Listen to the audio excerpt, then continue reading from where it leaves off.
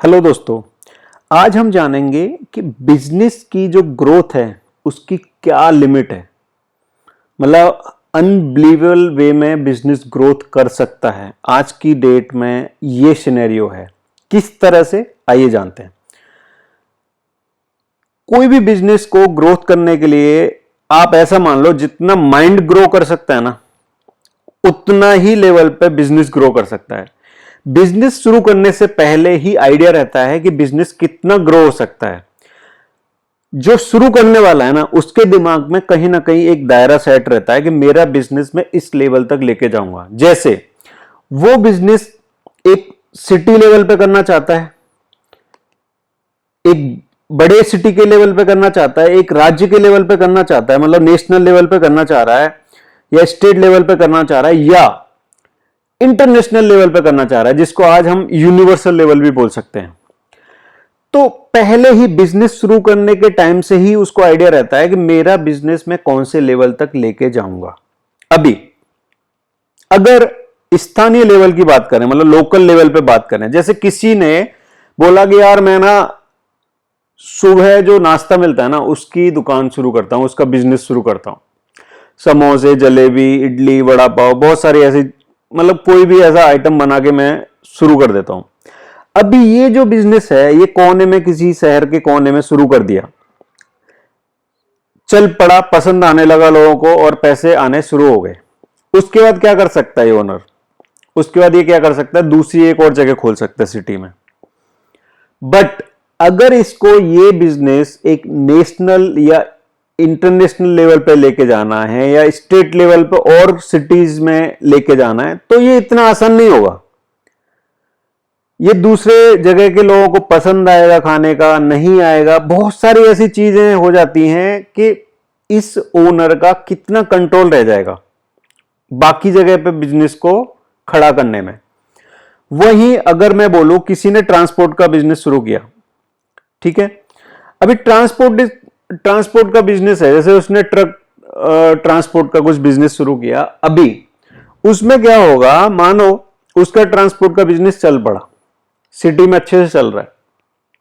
अभी वो सिटी से अगर उसको बढ़ाना चाहे तो जिले स्तर पे लेके जा सकता है। जिले के बाद हो सकता है उसको चलो स्टेट लेवल तक भी मैनेज करने की कोशिश कर सकता है। बट जैसे इंटरनेशनल लेवल की बात आती है उसे सोचना पड़ेगा, क्योंकि उसने ट्रांसपोर्ट का बिजनेस शुरू किया है, ठीक है ना। अनलेस अदरवाइज उसको कुछ फ्रेंचाइजी फॉर्म में या कुछ यूनिवर्सल लॉजिक लगा के उसको लॉन्च नहीं करे तो बात अलग है। अदरवाइज वो ट्रांसपोर्ट, आप देख लो आसपास बहुत सारे एग्जांपल हैं, ट्रांसपोर्ट का बिजनेस शुरू किया, एक ही सिटी में रह जाते हैं या ज्यादा ज्यादा 2 सिटी में कर दिया, अदरवाइज नहीं करते। अदरवाइज मतलब उन्हें पता है आगे डिफिकल्टी आएंगे तो करते ही नहीं है, बढ़ते नहीं आगे। अगर मैं इंटरनेशनल लेवल की बात करूं, अगर आपने अपने बिजनेस में इंटरनेट जोड़ दिया, और वो इंटरनेट जोड़ने का मतलब कस्टमरों को कनेक्ट कर दिया आपने इंटरनेट के थ्रू, तो मान के चलो आपका बिजनेस कितना ज्यादा जा सकता है, आप कई बार ना हैरान रह जाओगे। तो इंटरनेट का कनेक्शन ना अपने बिजनेस में जरूर देना चाहिए। अभी इसका एग्जांपल समझते हैं। अमेजॉन, हम सबको पता है अमेजॉन का ऑनलाइन बिजनेस है और 100 देशों से ज्यादा उसका काम चल रहा है। मैकडोनल्ड दूसरा एग्जांपल, अभी 2019 में मैकडोनल्ड के तकरीबन 38,695 फ्रेंचाइजी चल रहे थे। अभी इन दोनों में क्या कॉमन है, इन्होंने एक जगह अपना प्रोटोटाइप सेट किया, उसको रन किया, उसकी फीडबैक ली, इंप्रूवमेंट किए। उन्हें पता चल गया, जैसे अमेजॉन को पता चल गया कि लोकल जो डिस्ट्रीब्यूटर हैं, जो सप्लायर हैं, उनको कस्टमर से कैसे कनेक्ट करना है। एक जगह हो गए कनेक्ट, सेम स्ट्रेटेजी उन्होंने दूसरी जगह लगा दी। मैकडोनल्ड ने पता है उसको बर्गर देना है, अभी बर्गर देना है तो उन्होंने बर्गर का सेटअप बनाया और बाकी सारी जगह पे उसको कॉपी कर दिया। कहने का मतलब समझ रहे हो, उन्होंने प्रोडक्ट ही इंटरनेशनल प्रोटोकॉल वाले बनाए। प्रोडक्ट बनाने के बाद उसको टेस्टिंग किया और उसको इंटरनेशनली लॉन्च कर दिया। ठीक है। अभी पैसे कमाने के, देखो कोई भी बिजनेस का एंड गोल रहता है अर्निंग। अभी पैसे कमाने के लिए एक ही फॉर्मूला चलता है, नंबर ऑफ प्रोडक्ट और उनकी इंडिविजुअल कॉस्ट। अगर आपके प्रोडक्ट ज्यादा हैं तो उनकी कॉस्ट कम भी होगी ना, तो कोई प्रॉब्लम नहीं है। बट आपके नंबर ऑफ प्रोडक्ट कम है तो उनकी कॉस्ट अच्छी होनी चाहिए। एग्जाम्पल के तौर पे अगर कोई समोसे बनाने वाला है तो यार उसकी समोसे की जो कॉस्टिंग है ना, उसके हिसाब से वो लखपति हो सकता है। चलो कुछ केस में उसने एक से ज्यादा दुकान डाल दी और 2-4 जगह और फैला दिए काम, तो हो सकता है करोड़पति हो। बट अगर मैं बोलूंगा एक समोसे वाला अरबपति है तो थोड़ा डिफिकल्ट होगा। वो पैसे वाला बन जाएगा बट अरबपति वाली रेंज में बहुत डिफिकल्ट हो जाएगा उसका जाना। दूसरी तरफ अगर मैं एग्जांपल देखूं, टेस्ला ने सिर्फ और सिर्फ तकरीबन 5 लाख गाड़ियां डिलीवर की थी 2020 में, ठीक है। जबकि टोयोटो जो नंबर 1 कंपनी थी ऑटोमोबाइल की, उसने कितनी की थी? 95 लाख। मतलब कितना बड़ा डिफरेंस है, 5 लाख वर्सेस 95 लाख। बट धीरे से 1-2 साल के अंदर अंदर ही टेस्ला ने टोयोटो को नंबर 1 की पोजीशन से हटा दिया। वो इतनी कार 95 लाख कार नहीं बनाती, वो कम कार बनाते हैं। बट उनकी कार की जो कॉस्ट है ना, इंडिया की रेंज बता रहा हूं, 60 लाख से लेके 2 करोड़ तक की रेंज में रहती है। तो आप समझ लो उनकी नंबर ऑफ प्रोडक्ट डिलीवर्ड कम है बट उनकी कॉस्ट बहुत अच्छी है, मार्जिन बहुत अच्छा है। इसके लिए टेस्ला का मार्केट कैप है ना, मतलब 800-900 बिलियन डॉलर की रेंज को भी क्रॉस कर दिया। अभी इंडिया में अगर मैं कुछ आंकड़े आपको बताता हूं, 100 बिलियन वाले डॉलर के आंकड़े कौन कौन सी कंपनी ने क्रॉस किए। इन्होंने बिजनेस शुरू किया था और फिर ये कंपनी बढ़ती गई। 1 बिलियन डॉलर होता है तकरीबन मान के चलो आप आज की डेट में 8,300 करोड़ रुपए। मतलब मैं ऐसा मान के चल रहा हूं कि डॉलर की वैल्यू 83 रुपीज है। उस लॉजिक से मैं आपको बता रहा हूं कि 1 billion dollar is equal to 8,300 crore rupees, 8,300 crore. 3 कंपनियां, जब ये मैंने आर्टिकल लिखा था तब तक 3 कंपनियां 100 बिलियन डॉलर का मार्केट कैप क्रॉस की, रिलायंस, टीसीएस एंड एचडीएफसी। अभी रिलायंस को करीब 34 साल लगे 100 बिलियन का आंकड़ा क्रॉस करने में, और 50 साल लगे टीसीएस को, 25 साल लगे एचडीएफसी को। और आपको जान के हैरानी होगी, 100 बिलियन से रिलायंस को 200 बिलियन जाने में कुछ ही साल लगे थे, तकरीबन मैं बोलूं ऐसे 2-3 साल बस। पहला आंकड़ा क्रॉस करना डिफिकल्ट होता है। उसके बाद क्योंकि पैटर्न, बहुत सारे तरीके, ग्रोइंग कंपनी को हमेशा तरीके पता चल जाते हैं, उसका फिर वो लिवरेज लेती है, एडवांटेज लेती है मल्टीप्लायर वे में। जैसे कोई आदमी भी 1 करोड़ रुपए कमा ले ना, 1 करोड़ उसके पास आ जाए ना, वो 1 करोड़ बनाने में उसको हो सकता है 10-15 साल लगे हों, बट अगला 1 करोड़ बनाने में उसे हो सकता है 2-1 साल ही लगे। इतना ज्यादा पैटर्न, इतना ज्यादा लॉजिक बिजनेस में या इंडिविजुअल पर्सन को पता चल जाता है कि उसको 1 बिलियन के मतलब 1 करोड़ रुपए बनाने में क्या क्या करना पड़ा। अभी उसे वो सब पता है कि ये करके मैं 1 करोड़ कमा पाया। अभी उसे अगला 1 करोड़ के लिए ना वो automatic by default system set करके तुरंत बना लेगा, मतलब जल्दी बना लेगा। जो पास्ट में बहुत ज्यादा टाइम लगा था वो अगला करोड़ बनाने में उसको ना ज्यादा टाइम नहीं जाएगा। अभी ऐसा ही एक लेवल देखते हैं हम इंटरनेशनल लेवल पे।